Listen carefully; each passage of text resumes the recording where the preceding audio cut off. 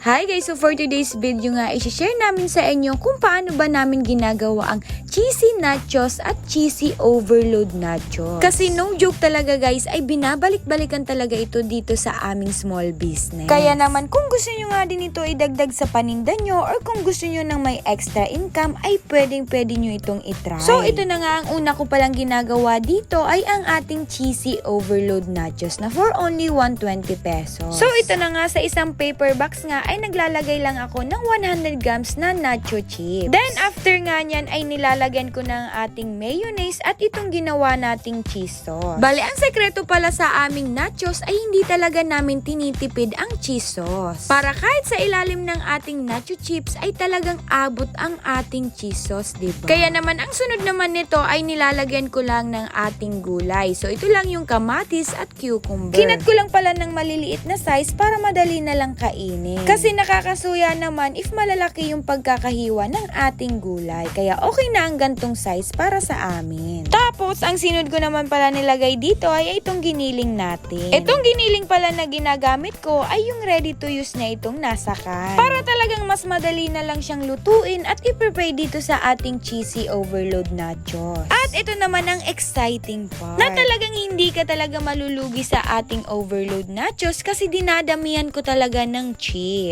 Kasi ito talaga ang hindi pwedeng mawala sa ating cheesy overload nachos. Kaya naman kung malapit nga lang kayo dito sa amin ay pwedeng-pwede kayong mag-order sa A&J Bites and Tea. Kasi yung 120 pesos mo nga pera ay sulit na sulit talaga dito sa ating cheesy overload nachos. O diba? Kahit nasa video pa nga lang talaga ay matatakam ka na sa ating cheesy overload nachos. Kaya naman ibalot na nga natin ito dahil for takeout nga itong order nila. So ayun, thank you nga sa nag-order nito. Ayan, ipapakita ko na din sa inyo kung paano ko nga prepare ang ating cheesy nachos na for only 65 pesos. So kagaya din siya sa naunang overload. Pero ang pagkakaiba dito guys ay wala siyang giniling. Pero overload naman ito sa paglagay ng ating cheese sauce. Kaya kung gusto nga malaman kung paano namin ginagawa ang aming cheese sauce, ay meron na nga po akong na-upload na video nito kung paano nga ba gumawa ng napakadaling cheese sauce. Kasi yung ginagamit ko nga ang cheese sauce ay pwedeng-pwede nyo siyang mabili dito sa